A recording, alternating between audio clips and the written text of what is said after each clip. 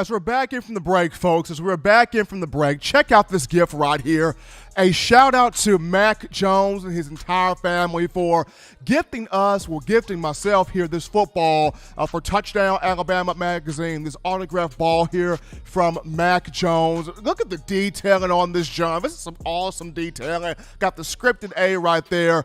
Really appreciate Mac Jones and his entire family for gifting us this football here to the studio, and it just sort of, really commemorates the passion, the love, the excitement for the game that he plays with, and just, the friendship that I've been able to build up with him and his family. So thanks to Mac and the entire Jones family for gifting us with that football.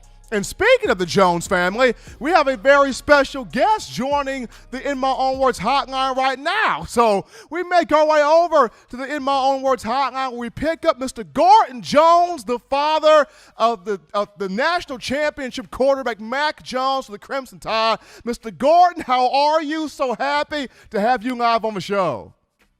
Thank you, Stephen. It's a pleasure to be on your show. I'm really looking forward to it.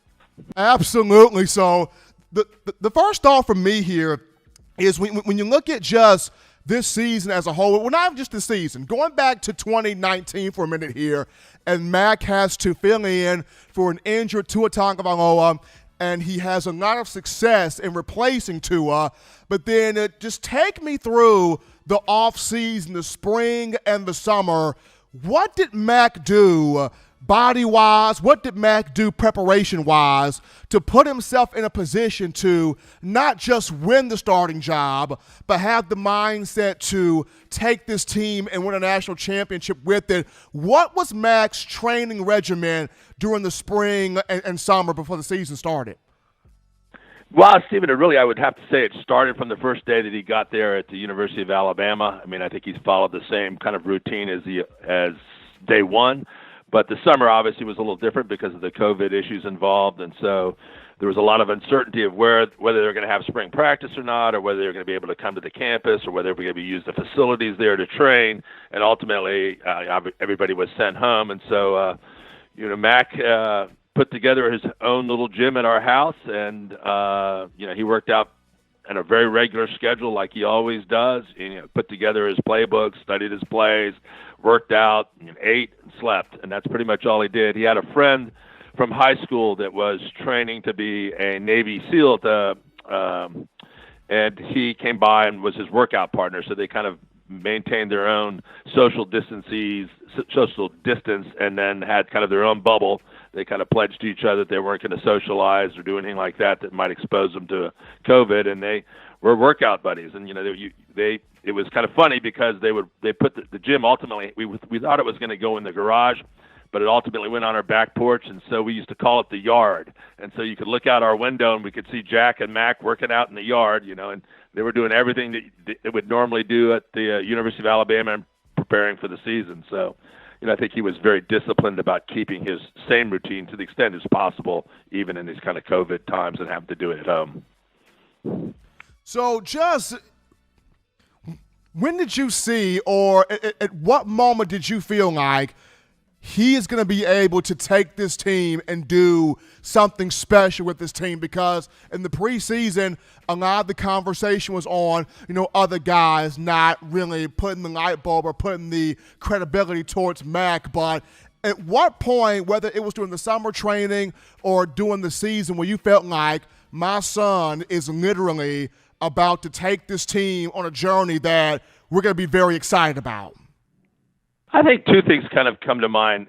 One was the Auburn game at the end of the last season because, obviously there was a lot of talk about the pick sixes and what happened there. But what I saw in that game was somebody that had something bad happen within the game and then come back and put their team in a position to win. And so each time one of those bad things happened, he put the team back up on top with a score right afterwards. And to me, that was a kind of signal of Mac's maturity as a player and as a person, that he could take obstacles that came in his way and turned them into opportunities. And so I thought from that point on, I felt like pretty good about his chances to kind of move forward in the next season. Obviously Alabama is a competitive school. There's going to be great quarterbacks coming in every year. There was great, you had Paul Tyson that was already there at the school. You had the 5-star that came in, and he knew he was going to have to compete. But it's no different than when he went there for the first year and he had Jalen and Tua there. So, I think he was used to the fact that he was going to have to compete. That's what you expect from a program like University of Alabama. They have another great quarterback coming in as a recruit this year, and I think you're used to that. It's just a matter of whether you can battle your way through it and put yourself in a position where you can help the team. And I think he felt like he could do it. I felt like he could do it, and it was just a matter of getting it done. And, I was very proud of him for the fact that he, came out the starter. If you're just tuning into the show, ladies and gentlemen, we are joined here by the father of Alabama football national championship quarterback Mac Jones. We got Gordon Jones here on the line on the In My Own Words hotline on a Monday. So Mr. Gordon, so here's my next thought right here, and it goes toward when you look at this season. When you step back and look at this season, what was kind of maybe the biggest advice that you gave to Mac? Because just like the players, they have their own pressure, they have their own things that they have to look at and abide by and adhere to. As a parent, you try to not be the football parent, but at the same time, you try to give your children that advice that, hey, even though things may not go according to plan early on, stick with it. Don't do anything hasty. Don't jump off the ship. Stick with it as best as you know how to. What's been kind of the biggest advice, biggest tips that you have given to Mac while he's been on this journey? Well, I think to start off the season, when we found out that it was going to be an all-SEC schedule, obviously for Mac, he's thinking like, this is going to be the toughest schedule that Alabama's ever played in a regular season. And I think when we talked about it, what we really realized was for every very large obstacle, there can also be a very large opportunity. And so our thought was, and, when Mac told me about it, we discussed it, we said, if you can win out, you'll have an opportunity to be the greatest team that Alabama ever had. And, obviously there's a lot of great teams, and it's no disrespect to the other teams that were great that played for the University of Alabama. But in terms of schedule and overcoming hardships, the kind of the COVID thing that he had to deal with, I think that he did what exactly we thought he could do. And, and to his credit, they put themselves in position of being one of the greatest, maybe of Alabama, maybe of all time. So I was very proud about that. And I think from a more specific level, we had a funny little saying about keeping your eye on the meatball, and that really came about because, when I was younger and I would talk to people that were fighter pilots or whatever, they would tell me the toughest job in the world is probably landing a fighter plane on an aircraft carrier at night in a storm. You got a deck that's pitching, your plane's rocking, you got all sorts of variables. You got a very small distance to put the plane down. And what those guys would tell me is that there's a series of lights on the deck that they call the meatball. And really all you're doing when you're flying into the carrier at night is trying to keep the meatball lined up in those lights. And so we kind of just said the same thing. Like every time, every game, said, Matt, keep your eye on the meatball. And the meatball meaning just focus on what you can control, what you can do, and the rest of it, all, despite all the chaos that's going around or the people that doubt you or the difficulty or, Coach Saban getting COVID, just keep your eye on the meatball because that's all you can control. And if you do that, you're going to bring the plane in safely and you're going to have a great landing. And I think I was very proud of him because I think all season long, he really kept his eye on the meatball. He kept it down to just, I'm going to focus in on the things I control. It's the next play, the next possession. And, I think as a result of that, he ultimately got to accomplish a lot of goals that he had as for a long time. And, obviously there's a tremendous benefit to his teammates and the university and the team. So I was very proud of him, but it was keeping his eye on the meatball the whole way. He's earned 2 degrees here, Mr. Gordon. He's earned 2 degrees. He built up his body for this moment. He earned a host of individual awards, but just the night of the national championship, when that clock hit 000 and Alabama winning 52-24, and it's Mac being the winning quarterback. What were kind of the first emotions that you and your wife, Miss Holly, experienced when the confetti's falling and it's your son that's led this team wire to wire, undefeated, perfect national championship? What were the emotions of the Jones family? I think, like, for me, I don't get nervous at games at all. I mean, because it's just kind of competition, and I'm used to competition. And, I think having a steady disposition is perfect for a quarterback, and maybe even for a quarterback dad. So there wasn't a lot of emotions. I mean, I was very proud of him. But I tell you, today actually was the first day I kind of put down a list of everything that he had accomplished, and I got a little teary-eyed about it. I mean, truly was like, wow, look what he really, look what the team did, look what he did. I mean, it's just unbelievable. So, obviously, I wanted them to finish out the season undefeated and to win the national championship, because that was kind of like the culmination of what we had talked about before the season started. I think that it gave Coach Saban the 1+ win over Coach Bryan that, I think will be memorable in all time.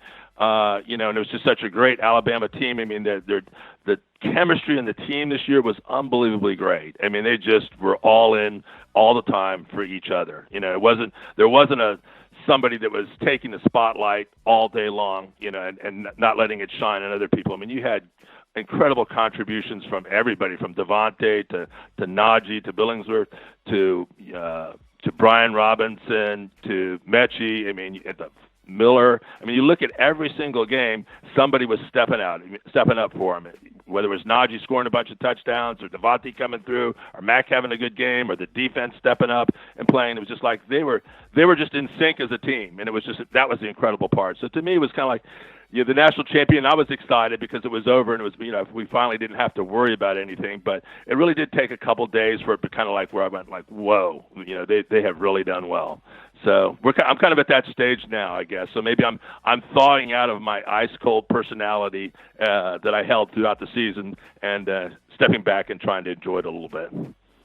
Now, we here at Touchdown Alabama, Mr. Gordon, we actually put together a cool little montage of videos for Mac Jones on YouTube. So have you gotten the chance, or have you or anybody in the family gotten the chance to check out the videos of Mac that we here at TDA have put on YouTube, have created for the video platform?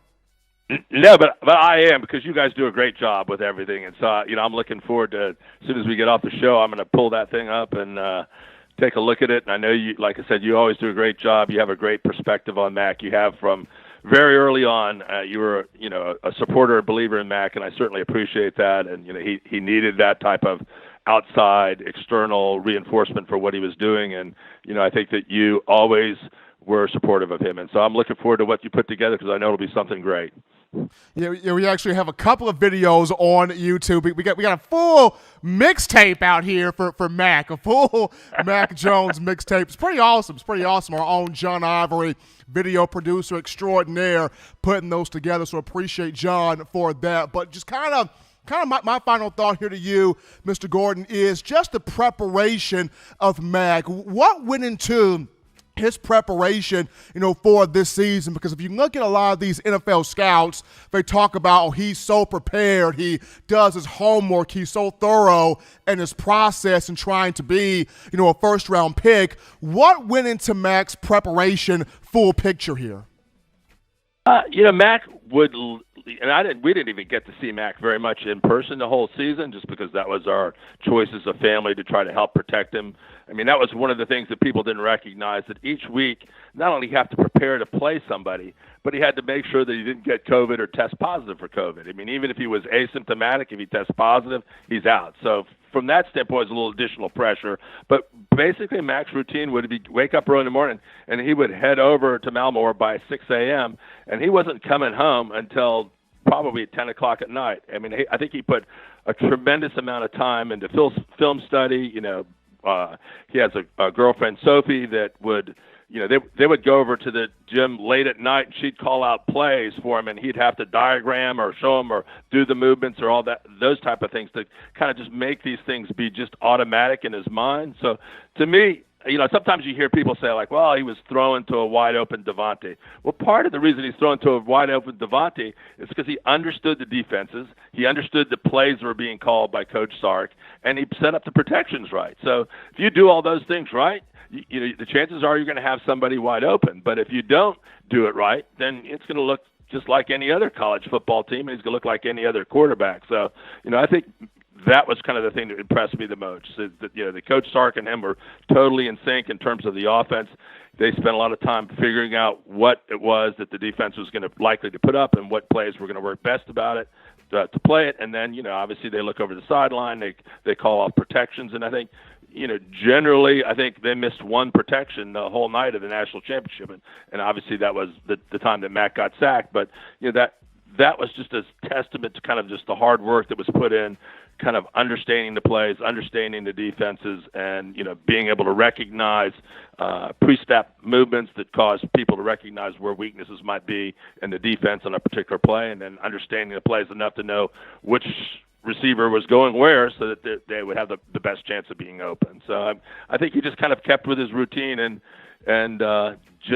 he's a grinder. I think he obviously has talent, but I think he likes to work hard and he likes to be prepared. So that's what he did every single day, and there was no difference any other day of the season. So I think that's what he's going to carry forward into the NFL. Is he's going to be a guy that sets a standard for how you need to work in terms of to be a professional and succeed at the next level.